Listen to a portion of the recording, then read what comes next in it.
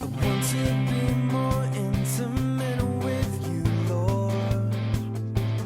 I remember being in kindergarten and praying every night that God would turn me into a boy. Anytime a sign of being a girl came up, I would push it down and push it away, and created quite a boy self. I was surprised, you know, I didn't expect to be a lesbian. I didn't sort of say, okay, now we're gonna go be a lesbian. It was more like the feeling crept up on me, and I just couldn't get this woman out of my mind.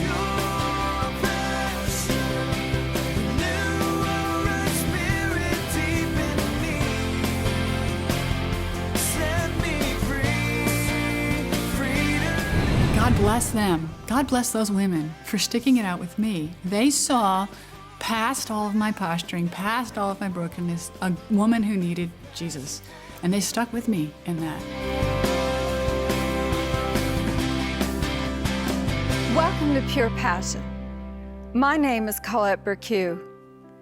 One of the most damaging things that can happen to a child while growing up is for them to have an absence of affirmation from their parents, especially the same-sex parent.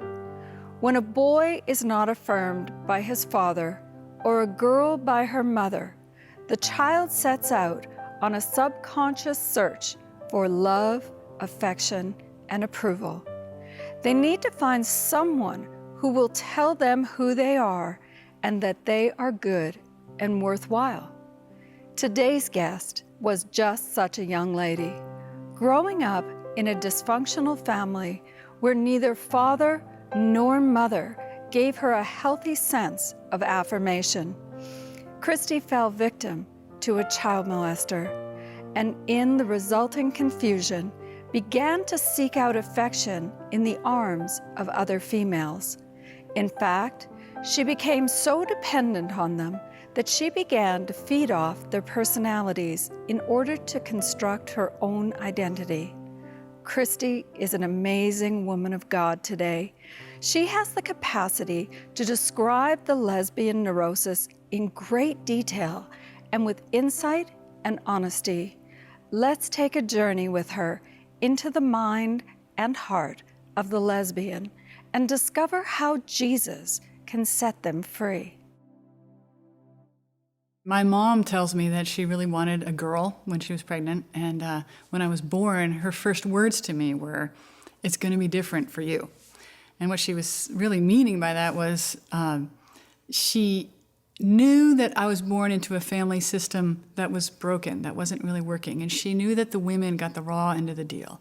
She knew that the men treated the women badly, but the women also treated the women badly. There's all these stories of, you know, women beating their daughters and being mean to their daughters. And everybody just sort of said, you know, it's a man's world, and we women sort of exist to serve the men. And my mom saw that, and she wanted something else for me, but she herself couldn't walk out in that. And so I took that in at a very, very young age, so young, in fact, that my mom says my first full sentence was, "I wish I was a boy." And she later confirmed that and said, you know, it's good that you wish you were a boy. It means that you want to be free and independent and a whole person and have a mark in the world. And so there was a system in place that basically took femininity and the female sense of femininity and just said, this is really not good. The boys have it better. And I figured that out very, very early. And so my whole childhood, I remember being in kindergarten and praying every night that God would turn me into a boy. And I remember jumping up the next morning and running to the bathroom to see if he had. And I even remember my mom was trying to get me to dress like a girl, and so she would put me in skirts. I hated skirts. And when I was in first grade, I took a big yellow safety pin and I pinned the skirt front and back together because I wanted it to be shorts, and promptly fell down the stairs because you can't walk like that. I think that was the end of me wearing skirts. But so there was this system in place that said, you know, it's better to be a boy.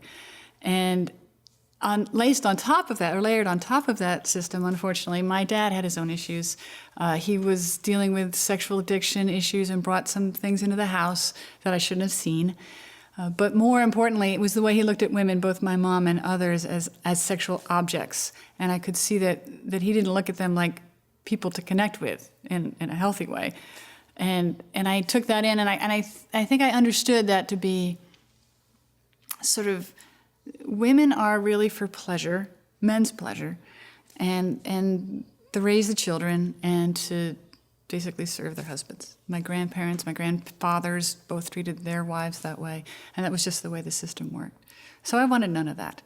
And I really did suppress any sign of being a girl. And any time a sign of being a girl came up, I would push it down and push it away, and created quite a boy self. I ran around with my brother, and in fact, I had such a strong boy self that when I was 10 years old, I got kicked out of a girl's bathroom because I looked so much like a boy that they didn't think I was a girl. And that carried all the way up through my childhood. And so we start then with this sense of real gender imbalance. I did not see myself as a girl. I saw myself as a boy. I wanted to be a boy. Everything about me wanted to be a boy. Later, on top of that, I did not see boys as safe. I did not see men as someone I would want to connect with in any way. My parents' marriage was not in very good shape, and so any patterning of healthy male-female relationship was absent. There was constant fighting. There was just a complete lack of harmony in the home. So there was no modeling for that. On top of that, when I turned about 10, my parents' marriage really started to dissolve. And three things happened that I think sort of nailed the coffin for me at that point. One was that my father sat my brother and I down, and he played an old song from the 70s, in which it's a very graphic rock song in which a boy and a girl are getting hot and heavy in the back seat of the car. And the girl stops the boy and says, "I'm not going to have sex with you unless you tell me that you're going to marry me." And the boy, in the heat of passion, says, "I'll marry you because you want me to." And then the last kind of phrase of the song is, "And now I'm miserable and I wish I could get rid of you." And my father sits my brother and I down, and he plays this song for us. He says, "This is the story of my relationship with your mom. And this is where our relationship went." And so I had absolutely no vision for healthy heterosexual relating at all. At the same time, I was sexually abused by a family member. And then on top of that, my mom, sort of finally fed up with the situation, decided to join a traveling acting group. And she would leave the home for kind of weeks at a time and leave me alone with my brother and my father. My brother and my father, in their broken states, would go out and party all night long together. And so I was home alone, watching TV all night. And this was in the days when the TV would go off the air.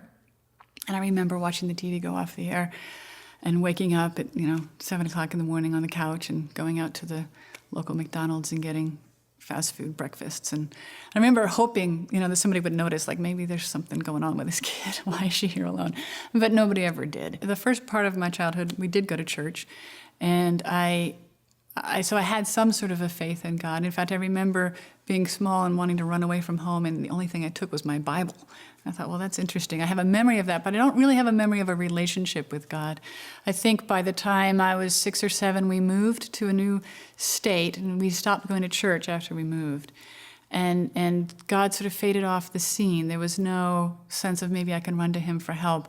My attitude by the time I was probably 13 was, if God exists, he'll come and find me. But I don't really have a need for him. Part of what happened in that time when my parents were splitting up was I spent so much time alone, and I got extremely lonely. And that was a very painful time of my life. And never in that time did I think, oh, God, help. There was no sense of God's presence at that point in my life. I had learned not to look there. What I did do was become very independent and very tough, so that by the time I hit 9th grade, I had the mouth of a sailor. I was just sort of very edgy and tough.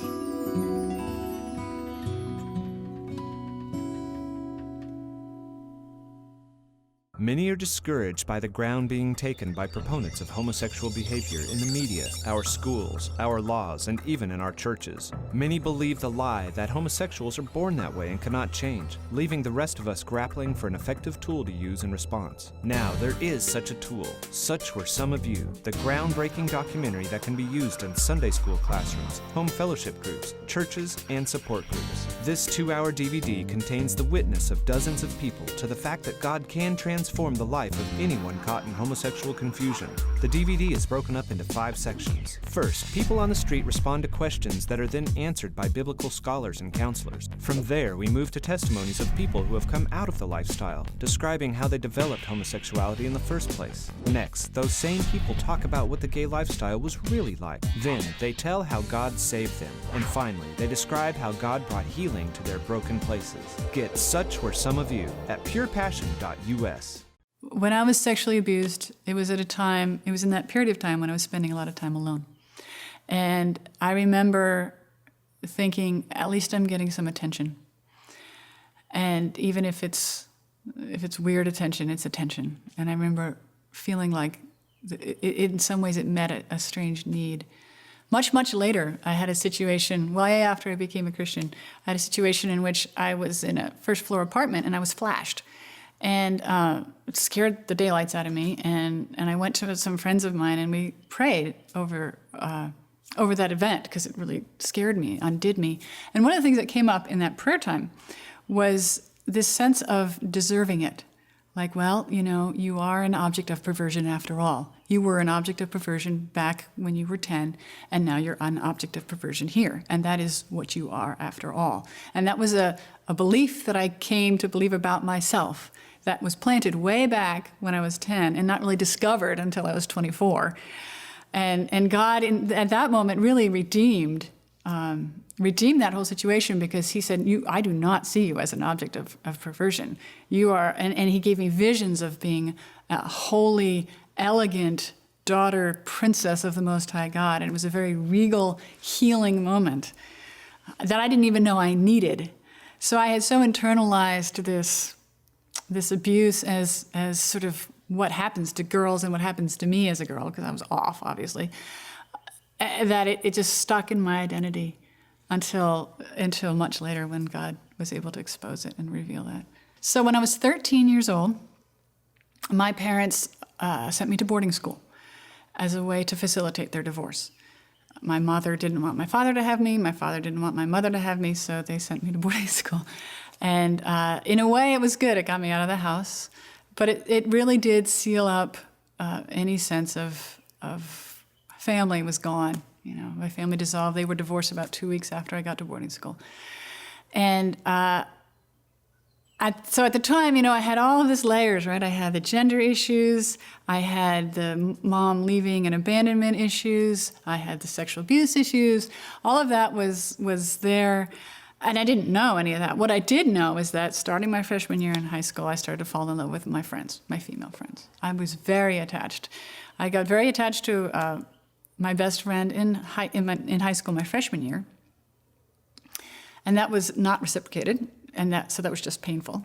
But the second year, I got attached to a girl who was a senior, and it was reciprocated, and that was the first physical relationship that I had that really was sort of intimate and felt like love, and I felt so full, and so there was sort of a sense of relief in that relationship. Well, then she graduated, and that was tremendously painful, sort of reopened the whole abandonment wound for me.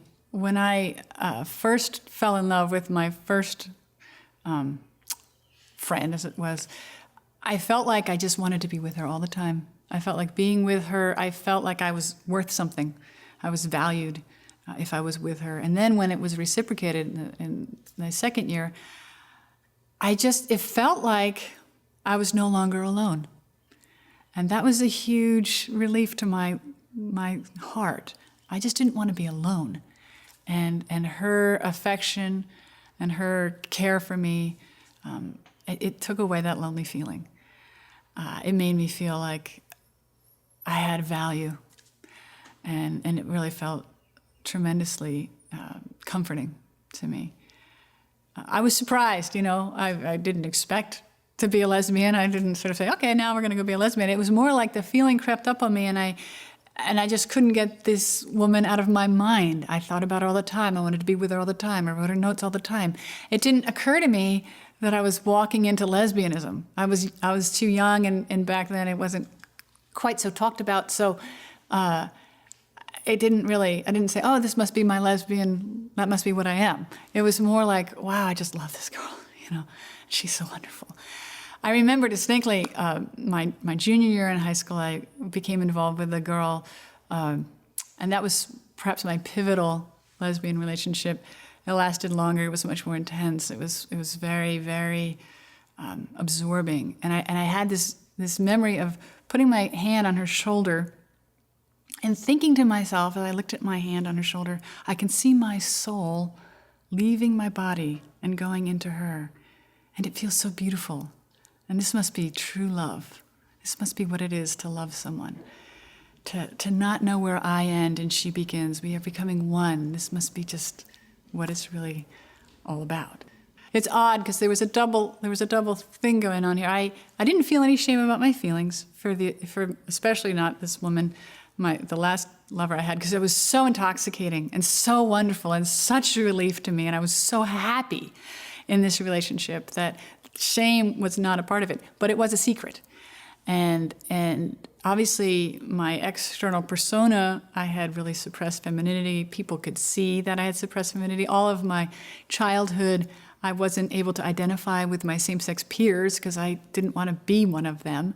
And so there was an isolation from my peers, and that continued on through high school.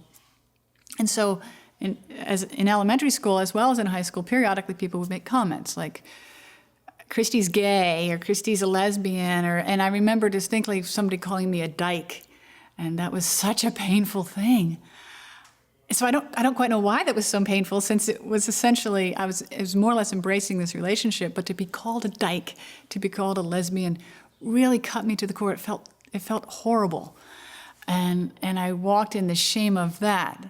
So there was the extent to which my community rejected me because of my feelings, that really brought shame. But the feelings themselves, I wasn't like ashamed to be in love with this woman. One of the challenges of not identifying with my mom way back when I was a child was that I couldn't really bond with her.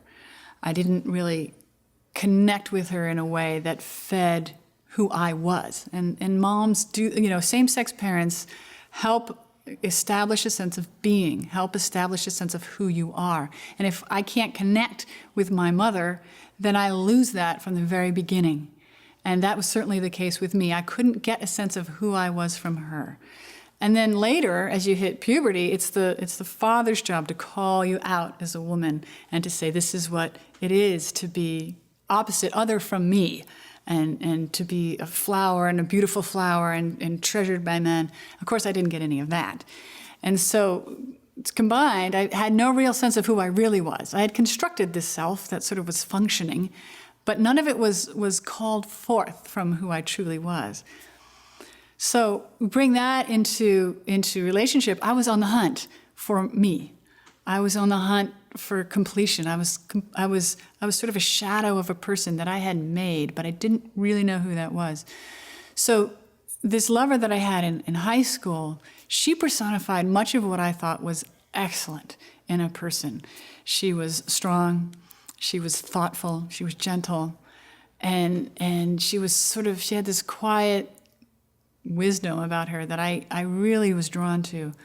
And I was really wanting those attributes for myself. I was really looking for myself in her. Much later, I discovered that I have many of those attributes, that is part of who God created. And so I saw it in her, and I wanted it, and I was attracted to it. So that was fundamental in that relationship. The fact that first she wanted me, that made me feel terrific. This woman that I thought was amazing had all these traits that I wish I had, that I actually did have but wasn't in touch with, wanted me. And so that was a tremendously intoxicating and comforting experience for me.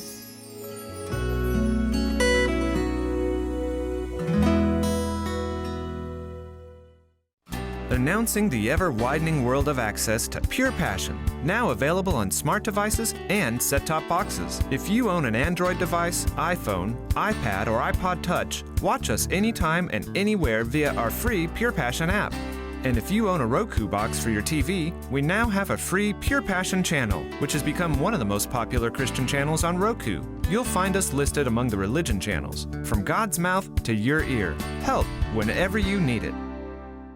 As a TV and film actor whose star was on the rise, hidden sins of homosexuality, prostitution, drugs, and pornography dampened the glitter of Hollywood for a young David Kyle. Though relieved to be free from his father's harshness, David's loneliness and sexual obsession threatened his rise to success, forcing him to live a double life. Can Jesus' love reach one so broken?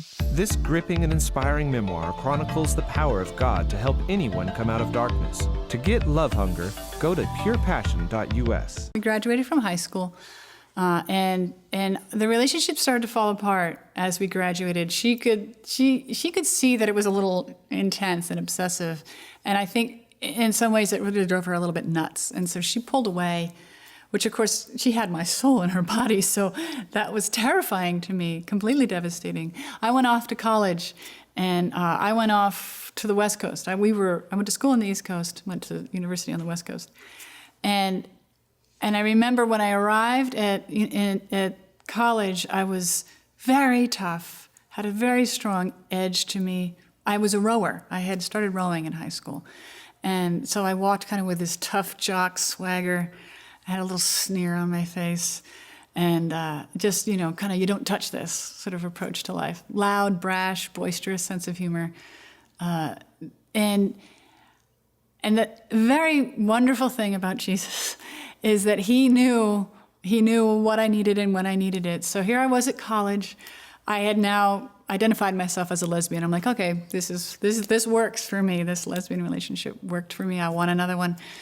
And I walked around, I would walk by the gay and lesbian clubhouse on campus, and I would think, I wonder if I'll go in there today. Maybe today's the day. I was actually considering getting a gender change because I kept falling in love with these women that were really cool. And I thought, well, if I could only marry them, then that would fix the problem. But it just so happens that I went to probably the only school in the country that had a Christian crew coach. And this was pivotal for me because rowing was my life. I was very, very good at it. It was an area where I was confident. And if there was anybody I wanted to impress on the planet, it would be my crew coach. So I found out that my crew coach was Christian. And this was at a time when actually most of the crew coaches in the country were lesbians, but mine wasn't. Mine was Christian. And I heard she was a Christian, and I went to her and I said, so, you know any good churches I can go to? And it was purely for her, to impress her. And she said, well, yeah, as a matter of fact, I do. And she hooked me up with some of the Christian rowers. Little did I know that this was the beginning of a massive conversion for me. I saw these women relate to each other in a way that was just so attractive and irresistible to me. I saw these Christian women loving each other from the heart, with true calling each other out, really supporting each other. There was no posturing. There was no pretend you're really cool, pretend I need you, make me you need me. There was none of that going on. There was just pure, straight love. And I thought, that is cool. I kind of want that. And that started us on these conversations. I would talk to them about God, but I was very tough, and I would tell them how stupid they were for believing that Jesus died. I mean, come on, Jesus died and rose from the dead. What, are you crazy? I had no respect. And but God bless them. God bless those women for sticking it out with me. They saw past all of my posturing, past all of my brokenness, a woman who needed Jesus. And they stuck with me in that. And to this day, I am astounded at their commitment to me, because I was rude. I was not likable. I was not someone that you would want to minister to. And yet they stood by me and they pressed in. And I think Jesus lived in these women. And at the same time, I started struggling intellectually with the faith. I read apologetics. It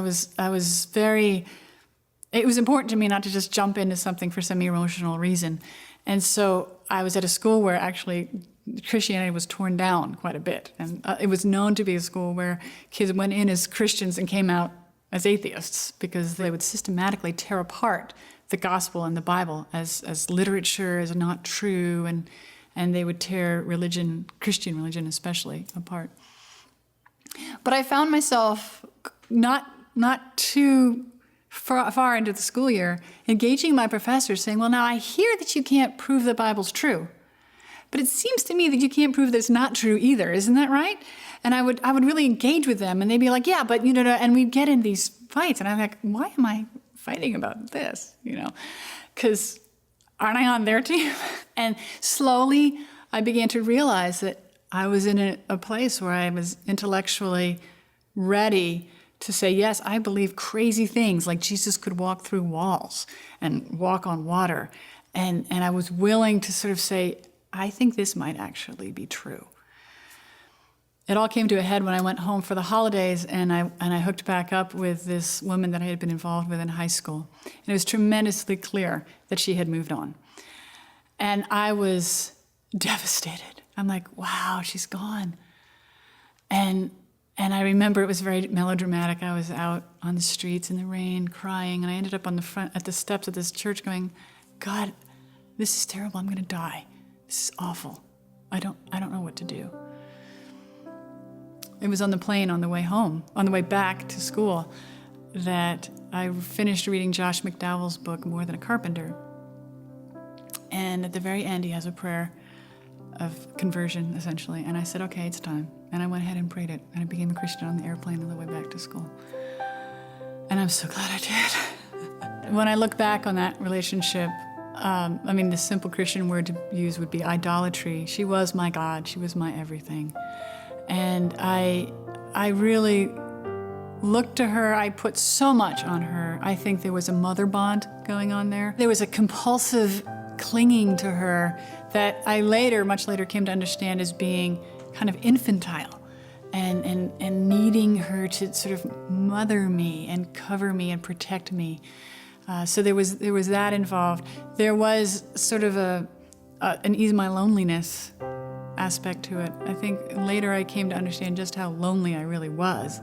And there was this kind of fill that in for me.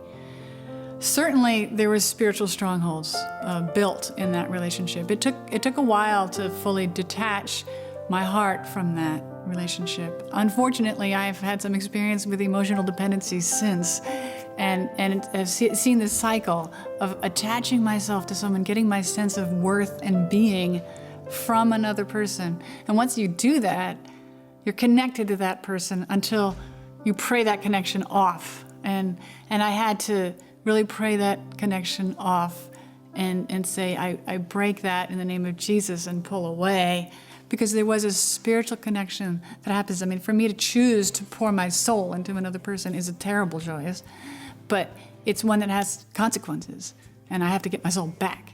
And I think the only one who is capable of doing that is Jesus, through his power of taking me back and putting me back in myself where I belong. Desires